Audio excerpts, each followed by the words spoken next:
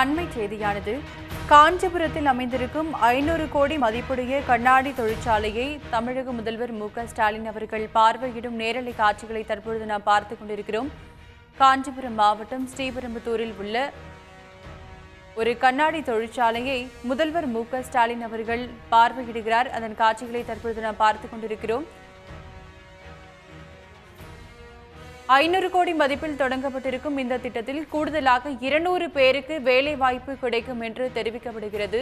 $1 trillion பொருளாதாரமாக உயர்த்தும் லட்சியத்தை எட்டும் விதமாக இன்று இந்த தொழிற்சாலையானது தொடங்கப்பட்டிருக்கிறது. இந்த தொழிற்சாலையை தொடங்கி வைத்து முதல்வர் மு.க.ஸ்டாலின் அவர்கள் பார்வையிட்டு வருகிறார்.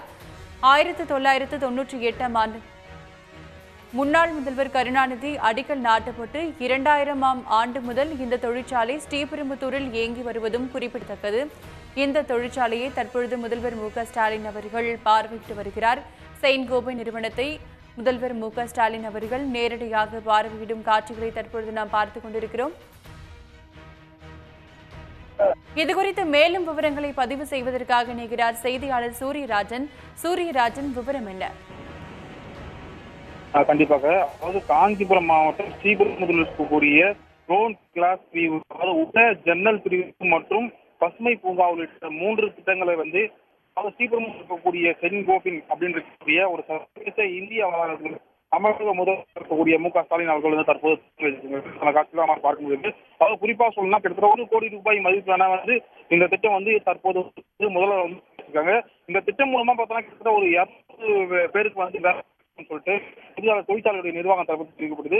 குறிப்பா சொன்னா தமிழக அரசினுடைய தொலைநோக்கு இலக்காகக்கூடிய $1 டிரில்லியன் டாலர் பொருளாதாரமாக இருக்கக்கூடிய தரத்தின் உயர்த்தின் அப்படின்ற ஒரு லட்சத்தின் முன் இந்த திட்டம் துவங்கப்பட்டா சொல்லிட்டு இந்த தொழிற்சாலை நிர்வாகம் தரப்பு தெரிவிக்கப்படுது. குறிப்பா சொன்னா கிட்டத்தட்ட ஒரு 1998ஆம் ஆண்டு, அதாவது முன்னாளுடைய முதல்வர் இருக்கக்கூடிய கருணாநிதி அவர் தான் முதல் இந்த தொழிற்சாலை காஞ்சிபுரம் மாவட்டம் ஸ்ரீபெரும்புதூர்ல அடிக்கல் நாட்டப்பட்டது. கிட்டத்தட்ட 2000ஆம் ஆண்டு முதல் கிட்டத்தட்ட இந்த தொழிற்சாலை துவங்கி கிட்டத்தட்ட 20 ஆண்டுக்கு மேலாக இந்த பகுதியில் இந்த தொழிற்சாலை இயங்கி வருகிறது.